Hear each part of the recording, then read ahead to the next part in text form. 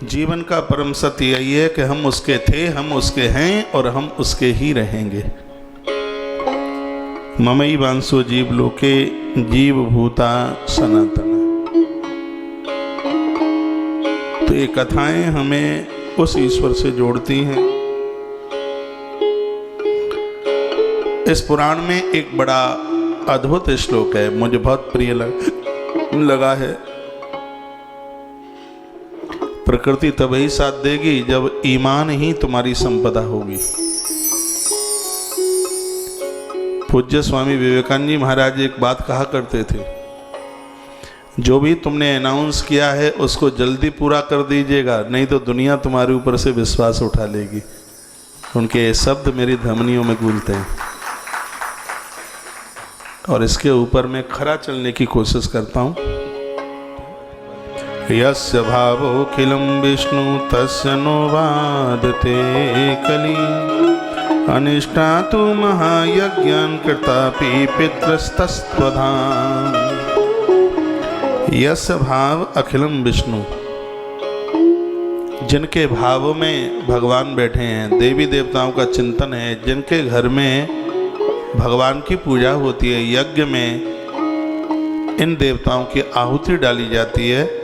अग्नि पुराण में लिखा है अनिष्टातु महायज्ञा कृतापि पितृस्त्वधाम। भैया उसके घर में कभी अनिष्ट नहीं हो सकता, बुरा नहीं हो सकता।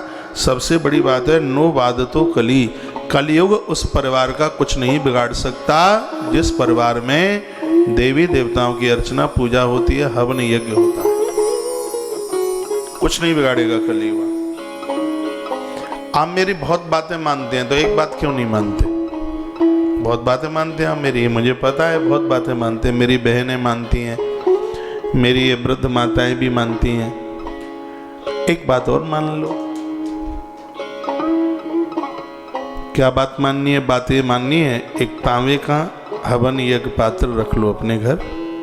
कुछ चीजें हैं अपनी पूजा में, चवर, मोरपंख, आरती, घंटी, पंचपात्र, हवन पात्र,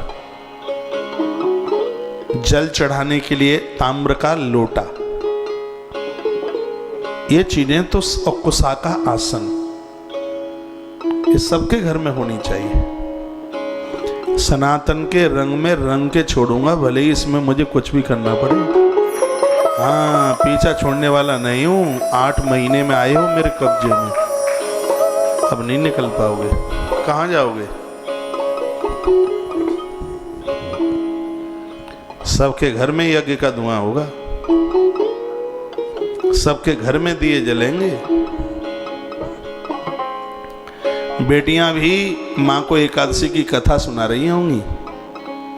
छोटा बेटा कहेगा मम्मी सोमवार की कथा मैं ही सुनाई देता हूं। वो युग लौट करके आएगा, बहुत जल्दी आएगा, वो बहुत जल्दी है, संभवतः ये बहुत जल्दी होगा।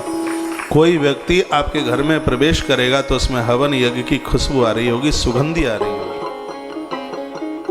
माहौल बड़ा अद्भुत होगा। सासू और बहू पास पास बैठ करके जीम रही होंगी, बिल्कुल पास पास बैठ करके, वो बनेगा माहौल। और बहुत जल्दी मैंने कमर कस ली है इस काम के लिए, इस बात के लिए।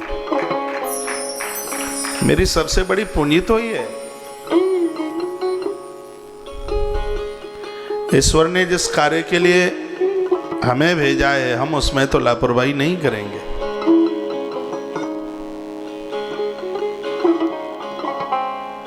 ये शब्द बोल करके मैं आपको खुश नहीं कर रहा हूं, ये सत्य है। मेरी आपसे आत्मीयता जुड़ी है क्योंकि आप मेरे हैं, इसलिए ये हृदय से ये बात कही जा रही है।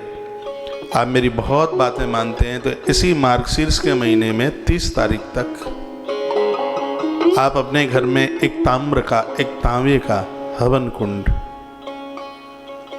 खरीद लें।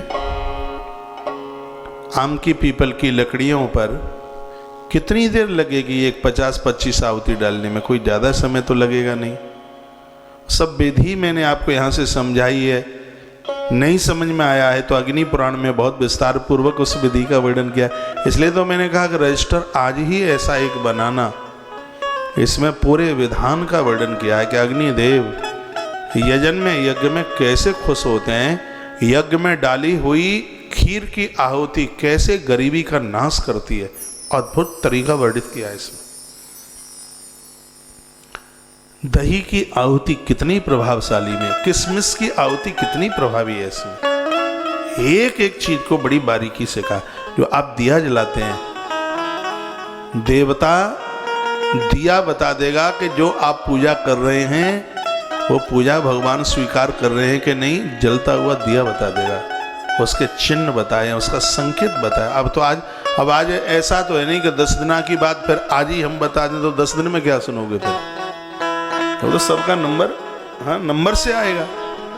एक बार फिर कहूँगा, आप कितने भी कार्य में व्यस्त क्यों हो, आपको ऑफिस भी जाना हो तो अपने मोबाइल को थोड़ा दुरुस्त रखिएगा, उसमें चार्ज वार्ज करा करके जैसे ही मौका मिले काम करते रहिए। आजकल तो लीड कान में लगा ली जाती है, हाँ, वो सुनते भी रहिए, बहुत कुछ मिलेगा इस कथा। मैं बहुत आनंदित मग्न होकर बैठा हूँ इस कथा के लिए। या तो हर कथा में ही प्रसन्न रहता ही हूँ, लेकिन इसमें मुझे और ज़्यादा प्रसन्नता हो रही है। क्यों? क्योंकि मैं नित्य हवन करता हूँ भगवान की कृपा से, इसलिए रोज यज्ञ करता हूँ, 12 महीने करता हूँ, 365 दिन करता हूँ। इसके प्रभाव को समझ लिया है। आपने पूछा है कि हवन में अग्नि कैसे जलाएं। क्यों? बाजार में माचिस मिलना बंद हो गया है? लकड़ी के ऊपर, समिधा के ऊपर कपूर रखिए, रुई घी में डुबाइए, रख दीजिएगा। पूर्व की तरफ मुंह करके दाहिने हाथ से तीली को आप जला करके उसमें आप स्पर्श कीजिए। आपसे कोई भी मंत्र नहीं आता है, सिर्फ स्मरण आप अग्निदेव का कर ले। हे अग्नि देवता आप प्रकट हो जाए, बस इतना सा। इस भाव की ही तो पूजा है, और क्या है पूजा? पूजा में भाव है बस, और क्या है। ये बिल्कुल आपके लिए जरूरत नहीं है कि ऋग्वेद का मंत्र आपके पास आता ही हो। ऋग्वेद में 200 सूक्तों में अग्निदेव भगवान की महिमा लिखी है ऋग्वेद में। देखो ये कोरोना क्या चाहेगा, हो सकता है 18 पुराण पूरे होने के बाद एक आध वेद का भी नंबर लग जाए कथा में। वेद का नंबर लगेगा तो ऋग्वेद से ही लगेगा, क्योंकि सबसे प्राचीन ऋग्वेद ही है। उस ऋग्वेद में भी 200 सूक्तों में अग्निदेव की महिमा का वर्णन किया है। 200 सूक्त बहुत होते हैं। अग्नि नारायण की महिमा का वर्णन किया। तो ये मैंने आपको आग्रह किया है कि आप हमारी बहुत बातें मानते हैं, तो ये भी मान लीजिए कि आपके घर में हवन कुंड हो। आज ही मत खरीद लाना, हो सकता है कि किसी सेवा कार्य में हम ही भेज दें यहाँ से, ऐसा भी हो सकता है।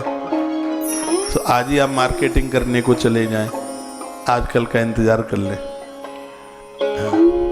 बोलो बांके बिहारी लाल की जय हो, हनुमान जी महाराज की जय हो। जय जय श्री राम, जय जय श्री राम, जय जय। श्री राधेश्याम।